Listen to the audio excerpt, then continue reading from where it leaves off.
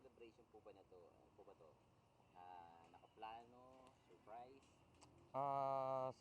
Alam ko, surprise talaga to eh. Kaya lang, baka kasi pagka sinabi namin nung araw mismo na yun, hindi magpunta eh. Ayaw niya kasi ng ganun.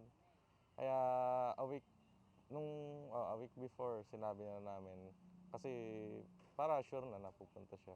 Tapos ang na-invite na namin lahat para wala na siyang tanggi. Sir, hindi ko po sir kilala si Ma'am Ping. Mhm. Paano niyo sir madi-describe sa akin siya, si Mami? Mm, paano ba? Ano siya, tough love. Pero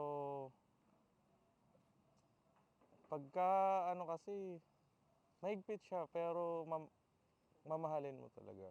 Masarap siya maging nanay. Okay, good. Sir, ano naman po?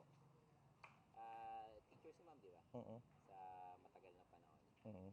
Ano po ba sir, yung pagiging teacher niyo ba sir, na-apply din niya sa bahay? Oo, konti. Talagang ano siya, formal, yung hindi, kunyari magpapaalam kami na lalabas or night out, ganon.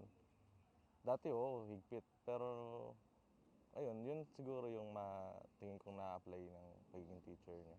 Sige sir. Sir, kuwari ito si Mami, ano? Si Mm. Mami, ito yung mismo camera sir. Tingin ka lang dito. Mm. Kasi yung message mo sir dito, mapapanood ni Okay. Mami pag nagawa na yung video. Okay. So, once in a lifetime sir, kumbaga, pang forever mo ng message sa kanya to.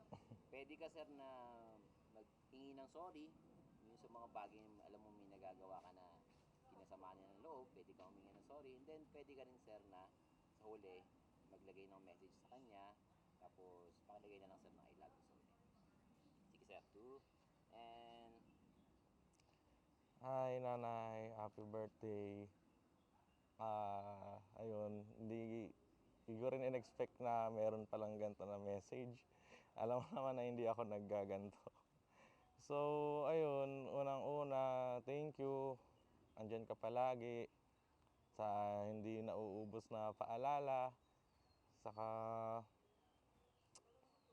pasensya na rin kung hindi ko kayo laging nakakausap ni tatay. Eh, Ganun talaga pagka tumatanda na siguro kami. Ayun, sana masaya ka ngayon. Sana ma-enjoy mo yung retirement mo. I love you.